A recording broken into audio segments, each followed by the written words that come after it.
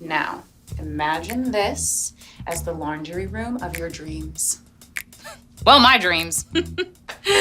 So, we'll clear out all of this junk and install wood panel walls, counters over there, the new washer dryer against that wall, and then right next to that, we're gonna install the new sink for hand washing delicates. Right there? Yeah. Oh, but not a regular sink.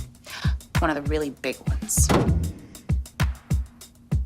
And then on this side, we'll have our folding station with the tilt-out laundry baskets and cabinets up here for our towels. And on that far wall, I'm gonna install that built-in cabinet with the pull-down ironing board that I pinned. You know, the one from the blog. You'll finally have a space to iron your shirts. Oh, it'll be like our laundry oasis. Oasis. I know, is it?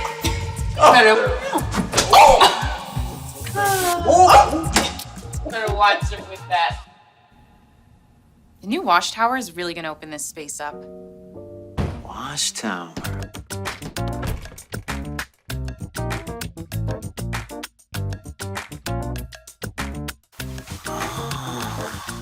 Come on, let me show you what I planned for the bathroom. Oh! A new way to imagine your space. LG WashTower.